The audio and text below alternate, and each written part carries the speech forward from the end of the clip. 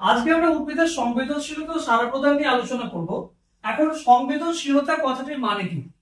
সংবেদনশীলতা কথাটির মানে হচ্ছে উদ্দীপকের প্রভাবে জীবদের সাড়া প্রদানের ক্ষমতা। ঠিক আছে।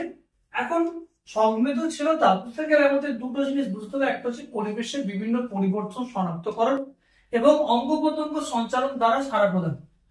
যেমন তুমি যদি কোনো গরম জিনিসে হাত দাও, সঙ্গে সঙ্গে হাত কিন্তু সরে আসবে। এই যে তুমি বুঝতে পারলে যে টেম্পারেচার পরিবর্তন হলো, সেটা হচ্ছে পরিবেশের বিভিন্ন পরিবর্তন শনাক্তকরণ। এবং নেক্সট আগুন সরানোটা হচ্ছে কি? অঙ্গ প্রত্যঙ্গ সঞ্চালন দ্বারা সাড়া প্রদান। ঠিক আছে, তাহলে আশা করি সংবেদনশীলতা তুমি বুঝতে পেরেছো। উদ্দীপক কি জিনিস? পরিবেশের যে পরিবর্তনটার জন্য উদ্দীপনার সৃষ্টি হলো সেটাকে আমরা কি বলবো? উদ্দীপক বলবো। ঠিক আছে, যে পরিবর্তনটা হলো, যেমন টেম্পারেচার পরিবর্তন, ওটা কি উদ্দীপকের কাজ করছে এখানে, এবং যার ফলে কিন্তু সাড়া দিতে পারবে। ওকে, এখন এখানে তিনটে স্টেপ হচ্ছে। এক হচ্ছে উদ্দীপনা প্রথমে গৃহীত হলো, গ্রাহক কোষ দ্বারা উদ্দীপনা গৃহীত হলো। সেকেন্ড হচ্ছে এই যে উদ্দীপনাটা, সেটা কিন্তু যেখানে সাড়া প্রদান করার যে সমস্ত অঙ্গ বা কোষ আছে সেখানে কিন্তু পরিবাহিত হবে উদ্দীপনাটা এবং আলটিমেটলি সাড়া প্রদান হবে। ঠিক আছে, এবার আমরা বলবো চলন ও গমনের ধারণা। চলন কি, গমন কি? চলন মানে হচ্ছে এক জায়গা থেকে অন্য জায়গায় না গিয়ে অঙ্গ প্রত্যঙ্গ সঞ্চালন করা কি চলন বলবো। কিন্তু গমন হচ্ছে এক জায়গা থেকে অন্য জায়গায় স্থানান্তর। অর্থাৎ আমরা বুঝতে পারছি যে এক জায়গা থেকে অন্য জায়গায় যেতে গেলে কিন্তু অবশ্যই চলন লাগবে। তাহলে গমনের জন্য চলন তো আবশ্যিক, কিন্তু চলনের জন্য গমন আবশ্যিক নয়। ঠিক আছে, এখন চলন দু রকমের হতে পারে। একটা হচ্ছে বৃদ্ধি নিরপেক্ষ আর একটা হচ্ছে বৃদ্ধি সাপেক্ষ। বৃদ্ধি নিরপেক্ষ মানে কি? উদ্ভিদ অঙ্গের এখানে কোনো বৃদ্ধি হবে না। ঠিক আছে, শুধুমাত্র কোষীয় পরিবর্তন হচ্ছে, কোষের প্রোটোপ্লাজমে পরিবর্তন হচ্ছে, সেটাকে আমরা বৃদ্ধি নিরপেক্ষ চলন বলবো। যেমন লজ্জাবতী লতার পাতা নুয়ে পড়ছে টাচ করলে, সেটা কিন্তু পাতার তো বৃদ্ধি হচ্ছে না, এটা হচ্ছে কি? বৃদ্ধি নিরপেক্ষ চলন। আর বৃদ্ধি সাপেক্ষ মানে যেখানে উদ্ভিদ অঙ্গে কিন্তু বৃদ্ধি হচ্ছে। ফর এক্সাম্পল, আমরা জানি উদ্ভিদের যে ট্রপিক চলন, সেখানে উদ্ভিদের কাণ্ড বা মূলের কি হচ্ছে? বৃদ্ধি হচ্ছে। সুতরাং আমরা বলতে পারি এটা বৃদ্ধি সাপেক্ষতা। ট্রপিক চলন কিন্তু বৃদ্ধি সাপেক্ষ চলনের এক্সাম্পল হয়ে গেল। আর বৃদ্ধি নিরপেক্ষ চলন যেটা, সেটা কিন্তু ওই বন চারণের ক্ষেত্রেও হবে অথবা লজ্জাবতী লতার ক্ষেত্রেও এক্সাম্পল নেওয়া যাবে। চলনের প্রকারভেদ, চলনের যে প্রকারভেদ সেটা আমরা সাধারণত দুটো ভাগে ভাগ করতে পারি। এক হচ্ছে সামগ্রিক চলন, অর্থাৎ গোটা উদ্ভিদ দেহটাই কিন্তু এক জায়গা থেকে অন্য জায়গায় যাচ্ছে। ঠিক আছে, আরেকটা বক্র চলন। ওকে, এখন সামগ্রিক চলন যেটা, সেটাকে আমরা দুটো ভাগে ভাগ করতে পারি। একটা স্বতঃস্ফূর্ত চলন, অর্থাৎ নিজে থেকে কি হচ্ছে, একটা আবিষ্ট চলন, কোনো উদ্দীপনার জন্য এই চলনটা দেখা যাচ্ছে, এখানেও উদ্দীপনা কাজ করছে অবশ্য। এখানে স্বতঃস্ফূর্ত যে চলনটা হচ্ছে সেটা কিরকম? সিলিয়ারি চলন হতে পারে, সিলিয়ার সাহায্যে চলন। ফ্ল্যাজেলীয় চলন হতে পারে, ফ্ল্যাজেলার সাহায্যে চলন হচ্ছে। ঠিক আছে, আচ্ছা, তার সঙ্গে সঙ্গে প্রোটোপ্লাজমীয় চলন হয়, মানে প্রোটোপ্লাজমের ঘূর্ণন হচ্ছে। প্রোটোপ্লাজমের যে ফ্লুইডটা আছে সেটা উদ্ভিদ কোষের কোন ভ্যাকুয়ালের চারদিকে কিন্তু আবর্তিত হচ্ছে। এটাকে আমরা কি বলতে পারি? রোটেশন বলতে পারি। রোটেশন কোথায় পাওয়া যায়? পাতা শ্যাওলার ক্ষেত্রে পাওয়া যাচ্ছে। ঠিক আছে, এবং সার্কুলেশন কোথায় পাওয়া যাচ্ছে? সার্কুলেশন জিনিসটা কি না, অনেকগুলো যদি এরকম ভ্যাকুয়াল থাকে তাদের চারদিকে যখন প্রোটোপ্লাজমটি ঘুরবে তখন সেটাকে বলবো সার্কুলেশন। তাহলে এটা হচ্ছে বেসিক ডিফারেন্স রোটেশন আর সার্কুলেশনের মধ্যে। এখন আদিষ্ট চলন যেটি আছে সেটা বিভিন্ন রকমের হতে পারে। আদিষ্ট চলন বলতে কি বোঝায়? উদ্দীপকের অভিমুখ এবং তীব্রতার উপর ডিপেন্ড করে যে চলনটা হচ্ছে সেটাকে আমরা বলবো ট্যাকটিক চলন বা আদিষ্ট চলন। এই যে ট্যাকটিক চলনটি আছে, এখানে উদ্ভিদ শরীরের পুরোটার কিন্তু মুভমেন্ট হতে পারে, উদ্ভিদের কোনো বিশেষ অঙ্গে মুভমেন্ট হতে পারে, আবার উদ্ভিদের কোনো অংশের কিন্তু মুভমেন্ট হতে পারে। ঠিক আছে, সামগ্রিক ভাবে চলন কিন্তু সম্ভব। যেমন ক্লামাইডোমোনাস ভলভক্সের ক্ষেত্রে আমরা পাই। এখানে আমরা ফটোট্যাকটিক চলনের ক্ষেত্রে দেখতে পাবো ক্লামাইডোমোনাস এবং ভলভক্স কি হালকা আলোর দিকে কিন্তু অগ্রসর হচ্ছে এবং তীব্র আলোর বিপরীত দিকে অগ্রসর হচ্ছে। তাহলে এখানে আমরা কি দেখতে পাচ্ছি? যদি আলোর দিকে হয় তাহলে পজিটিভ ফটোট্যাকটিক চলন বলবো, আর আলোর বিপরীত হবে সেটাকে নেগেটিভ ফটোট্যাকটিক চলন বলবো। কোথায় দেখা যায় বলে দিলাম। নেক্সট হচ্ছে কেমোট্যাকটিক, কোনো কেমিক্যাল সাবস্টেন্সের প্রভাবে যখন চলন দেখা যাবে, যে ট্যাকটিক চলন দেখা যাবে তাকে আমরা কেমোট্যাকটিক চলন বলবো। যেমন আমরা জানি যে মশের শুক্রাণুর ক্ষেত্রেও ফার্নের শুক্রাণুর ক্ষেত্রে এরকম চলন কিন্তু আমরা পাবো। মশের শুক্রাণু সুক্রোজের প্রভাবে ডিম্বাণুর দিকে অগ্রসর হবে, এবং ফার্নের শুক্রাণু ম্যালিক অ্যাসিডের প্রভাবে কিন্তু ডিম্বাণুর দিকে অগ্রসর হবে। ঠিক আছে, এখানেও কিন্তু কেমোট্যাকটিক চলন আমরা পেয়ে যাচ্ছি। আচ্ছা, যদি দিকে যায় তাহলে পজিটিভ হয়ে যাবে, আর যদি না যায় উল্টো দিকে যায় তাহলে নেগেটিভ হয়ে যাবে। আচ্ছা, এবার হচ্ছে থার্মোট্যাকটিক চলন। থার্মোট্যাকটিক চলন কি? সেখানে কি টেম্পারেচারের উপর ডিপেন্ড করছে, টেম্পারেচার এখানে উদ্দীপকের কাজ করবে থার্মোট্যাকটিক চলন। যেমন ক্লোমাইডোমোনাস এর ক্ষেত্রে যদি আমরা বলি, সেটা কিন্তু না যেদিকে টেম্পারেচার বেশি সেদিকে অগ্রসর হবে, যেদিকে টেম্পারেচার কম সেদিকেও যাবে না। ঠিক আছে, তাহলে এক্ষেত্রেও আমরা প্লাস মাইনাস ভাগ করে দিতে পারি। হাইড্রোট্যাকটিক চলন যেটা আছে সেটা কি জলের দিকে যাবে, বিশেষ কিছু শৈবাল আছে যারা জলের দিকে অগ্রসর হবে, দেখো হাইড্রোট্যাকটিক চলন বলে, এবং অপোজিট থেকেও কিন্তু যেতে পারে। তার প্লাস মাইনাস সবই থাকবে, পজিটিভ নেগেটিভ সবই থাকছে। এখন আমরা করবো বক্র চলন। বক্র চলন যেটা আছে সেটাকে আমরা দুভাগে ভাগ করতে পারি, একটা স্বতঃস্ফূর্ত চলন, একটা হচ্ছে আবিষ্ট চলন। স্বতঃস্ফূর্ত চলনের এই কটা টাইপ আমরা পেতে পারি। যেমন বলন দেখা যাচ্ছে, বলনে কি হচ্ছে না কাণ্ডের যে অঙ্কে অসম বৃদ্ধির ফলে, ঠিক আছে, কাণ্ডের কোন একটা আকর্ষণ যেটা, সে আকর্ষণটা অসমভাবে আঁকা বাঁকা পথে যদি বিবর্তিত হতে থাকে সেটাকে আমরা বলবো বলন। বলন দেখা যায় কোথায়? শিম গাছের ক্ষেত্রে বলন পাওয়া যায়। আর পরিবরণের ক্ষেত্রে কিন্তু কি দেখা যাচ্ছে না একই থেকে বৃদ্ধি পাচ্ছে আকর্ষণটা, হ্যাঁ, এই ধরনের বৃদ্ধিকে আমরা পরিবরণ বলি। এই ধরনের বক্রচলনকে পরিবরণ বলে, দেখা যায় কুমড়োর ক্ষেত্রে আমরা এই ধরনের পরিবরণ পেয়ে যাবো, কুমড়োর যে আকর্ষণ সেখানে পেয়ে যাবো।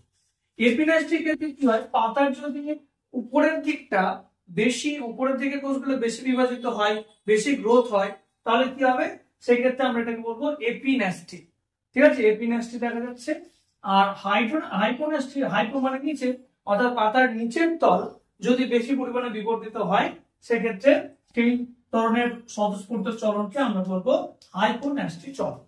এপিনাস্টিক যেটা দেখা যাচ্ছে ফুলের পাপড়ির ক্ষেত্রে দেখা যায়।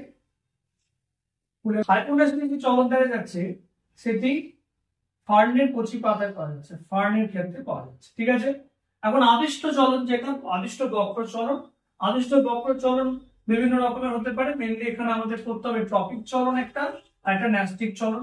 ট্রপিক চলন মানে কি? ট্রপিক মানে হচ্ছে দিকে, তাহলে যখন উদ্দীপকের দিকে চলন হবে তখন আমরা সেটাকে কি বলবো? ট্রপিক চলন। এখন ফটোট্রপিক চলন মানে কি? যখন আলোক উদ্দীপকের দিকে উদ্ভিদ অঙ্গ বৃদ্ধিপ্রাপ্ত হবে, ঠিক আছে, উদ্ভিদ অঙ্গের চলন হবে, তখন সেটাকে ট্রপিক চলন বলবো। ট্রপিক চলন মেনলি অক্সিন হরমোনের দ্বারা নিয়ন্ত্রিত হচ্ছে।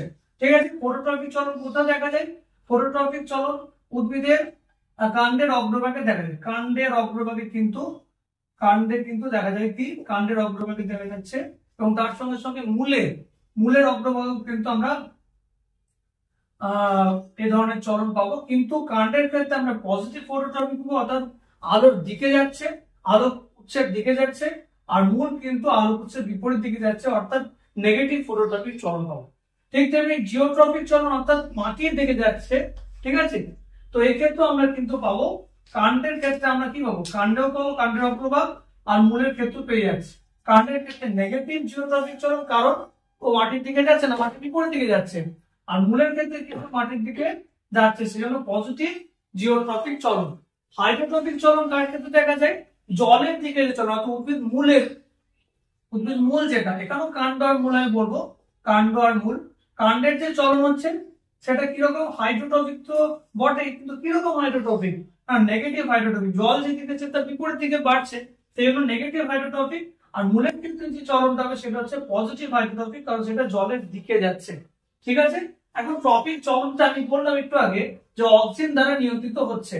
এটা যদি কাণ্ড হয় তাহলে সূর্যের আলো যদি এই দিক থেকে আসে, তাহলে এই দিকের যে কোষগুলো আছে, এই দিকের কোষগুলো দ্রুত বিভাজিত হবে, এই দিকের কোষগুলো দ্রুত বিভাজিত হবে। ঠিক আছে, তাহলে এই দিকের কোষগুলো দ্রুত বিভাজিত হলে কি হবে, এটা এই দিকে বেড়ে যাচ্ছে। ওকে, আচ্ছা, তাহলে অক্সিজেন কি করছে, কোষ বিভাজনটাকে ত্বরান্বিত করছে। এই জায়গায় অক্সিজেনের কনসেন্ট্রেশন বেড়ে যাচ্ছে এবং সেটা কি করছে, এই জায়গায় কোষ বিভাজনটাকে ত্বরান্বিত করছে এবং এই জায়গাটা বেঁকে যাচ্ছে সূর্যের দিকে। তাহলে এটা পজিটিভ ফটোট্রপিক চলন দেখাচ্ছে। আর এক্ষেত্রে আমরা দেখতে পাচ্ছি যে এই জায়গাতে কিন্তু এই দিকটায় কি দেখা যাচ্ছে, অক্সিজেনের কনসেন্ট্রেশন কম আছে।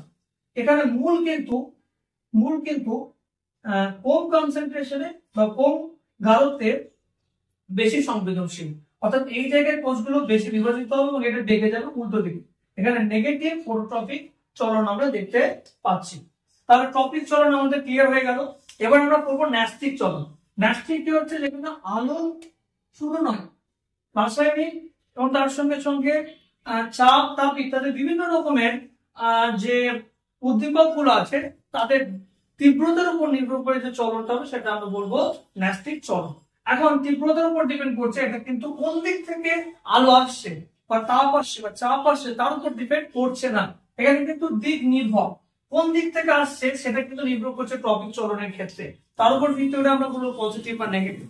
এখানে তীব্রতার উপর নির্ভর করছে, যেমন ফোটো, আলো বেশি আছে না কম আছে, বেশি আলোতে ফুটলো, কম আলোতে মুড়ে গেল, এরকম অনেক ফুল আছে, ফুল গাছ আছে।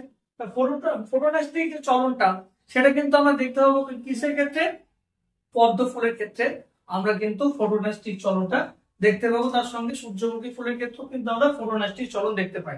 ঠিক আছে, থার্মোনাস্টিক চলন টেম্পারেচারের উপর ডিপেন্ডেন্ট, যেমন টিউলিপ ফুলের ক্ষেত্রে কিন্তু আমরা থার্মোনাস্টিক চলন দেখতে পাই। ঠিক আছে, টেম্পারেচারের তারতম্যের উপর ভিত্তি করে ফুলটা ফুটবে বা মুটবে। এখন কেমোনাস্টিক চলন মানে কেমিক্যাল সাবস্টেন্সের তীব্রতার উপর ডিপেন্ড করে যে ন্যাস্টিক চলন হবে সেটাকে আমরা বলবো কেমোনাস্টিক চলন। যেমন আমরা দেখতে পাই কি, কোনো সূর্য শিশির হোক বা ওই রকম টাইপের কোনো উদ্ভিদ এর কাছাকাছি কোনো পতঙ্গ গেলে কিন্তু তাদের একটা পরিবর্তন হয়। ঠিক আছে, এই যে চলন হচ্ছে ন্যাস্টিক চলন দেখাচ্ছে সেটাকে কি বলবো, কেমোনাস্টিক চলন। ঠিক আছে, আমরা এটা সূর্য শিশিরের ক্ষেত্রে পাই এবং পরস্পরের ক্ষেত্রেও কিন্তু আমরা পেয়ে যাই। ঠিক আছে, কারণ কেমিক্যাল সাবস্টেন্স সেটা প্রোটিন দিয়ে তৈরি, একটা পতঙ্গের শরীর কি দিয়ে তৈরি, প্রোটিন দিয়ে তৈরি। ঠিক আছে, আচ্ছা, প্রোটিন কেমিক্যাল সাবস্টেন্স। এবার হচ্ছে সিসমোনাস্টিক কথাটা মানে কি, প্রেসার বা স্পর্শ এখানে বোঝাচ্ছে। হ্যাঁ, তা সিসমোনাস্টিকের ক্ষেত্রে কি হয়, যে স্পর্শের ফলে বা প্রেসারের ফলে যখন ন্যাস্টিক চলন দেখা যাবে সেটাকে সিসমোনাস্টিক চলন বলবো। যেমন আমরা লজ্জাবতী লতার ক্ষেত্রে জানি স্পর্শ করলে কি লজ্জাবতী লতার যে পাতা নুয়ে পড়ে। ঠিক আছে, তো এইগুলো কিন্তু ন্যাস্টিক চলনের সিসমোনাস্টিকের এক্সাম্পল। তাহলে ফটোতে কি বললাম, পদ্ম এবং তার সঙ্গে আমরা বললাম সূর্যমুখী। ঠিক আছে, সূর্যমুখী বললাম। আচ্ছা, তার সঙ্গে সঙ্গে কি বললাম, থার্মোনাস্টিকে বললাম টিউলিপ বললাম। কেমোনাস্টিকে কি বললাম, সূর্য শিশির বললাম। আচ্ছা, তার সঙ্গে সঙ্গে সিসমোনাস্টিক যেটা আছে সেটা আমরা বললাম লজ্জাবতী লতা আছে। আর নিকটিনাস্টিকের ক্ষেত্রে আমরা যদি এক্সাম্পল দেখি, নিকটিনাস্টিক জিনিসটাকে আগে বলি না, দেখা যাচ্ছে আলো এবং তাপ এই দুটো তীব্রতার উপর ডিপেন্ড করে যে ন্যাস্টিক চলন হবে তাকে আমরা বলবো কি, নিকটিনাস্টিক। ওকে, যেমন আমরা এটা দেখতে পাই কার ক্ষেত্রে, তেঁতুল এবং বাবলা গাছের ক্ষেত্রে আমরা কিন্তু দেখতে পাই রাতের বেলা কিন্তু পাতাগুলো মুড়ে যাচ্ছে বা নুয়ে পড়ছে। ঠিক আছে, এটা কিন্তু নিকটিনাস্টিক চলনের এক্সাম্পল।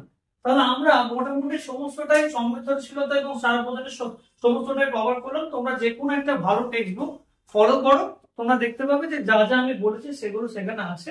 যদি কোনো জায়গা আমি না বলে থাকি সেটা অবশ্যই জানিও, আমি সেটা পরে কভার অবশ্যই করে দেবো। একটা ভিডিওর মধ্যে যতটা পারা যায় আমি কিন্তু সংক্ষেপে একটা জিস্ট তোমাদের দিয়ে দিলাম, কারণ তোমাদের পরীক্ষা সামনে আছে। Thank you.